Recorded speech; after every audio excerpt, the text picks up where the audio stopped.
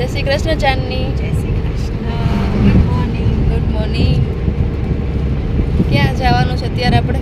જઈએ છીએ પોરબંદર. મમ્મીએ આદ્યા માટે માનતા રાખી હતી, મતલબ મારા માટે કે જે પણ બેબી આવે એ સ્વસ્થ તંદુરસ્ત આવશે એટલે આપણે જાશું પોરબંદર દર્શન કરાવવા. ત્યાં કનકાઈમાં છે બહુ વર્ષો જૂનું મંદિર, ચોપાટી રોડ ઉપર. ચોપાટી એમ. તો મમ્મીની માનતા પૂરી કરવા જઈએ છીએ આજે આદ્યાને લઈને. પણ આદ્યા બેન સૂઈ ગયા છે સરસ મસ્ત મજાના. એને તો ક્યારની વેલી જાગી ગઈ Because હતી. ઈ 6 વાગ્યાની જાગી ગઈ છે. હા, અમે લોકો જાગ્યા ને બસ તરત જ સાથે સાથે ઉઠી ગઈ. હા, એટલે હવે ઈ મસ્તીની ઊંઘ પૂરી કરે છે. સુતી છે 3 વાગે ને 6 વાગે ઉઠી ગઈ. 3 વાગ્યા સુધી જાગતી હતી. 6 વાગે ઉઠી ગઈ એટલે હવે ઊંઘ કરશે. મને લાગે પોરબંદર પહોંચશું ને ત્યારે જ ઊંઘશે. હા. 6 કલાકનો રસ્તો છે આપણો. તો બસ મસ્તી એન્જોય કરશે.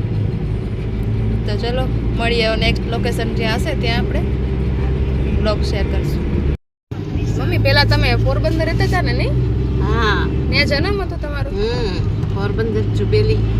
મમ્મીનું જૂનું જાણીતું છે કા? ગુરુકુલમાં હું ભણી છું. ચોપાટી રોડે મને ગમે. પછી બેનને આપણે ત્યાં જ રાખી હતી ને ગુરુકુલમાં. અહીંયા ભણી. હા. ચાંદી. વારસાગત છે મારે. મમ્મીના દાદા ત્યાં ભણાવતા હતા, પછી મમ્મી ત્યાં ભણ્યા, પછી હું જ ભણી.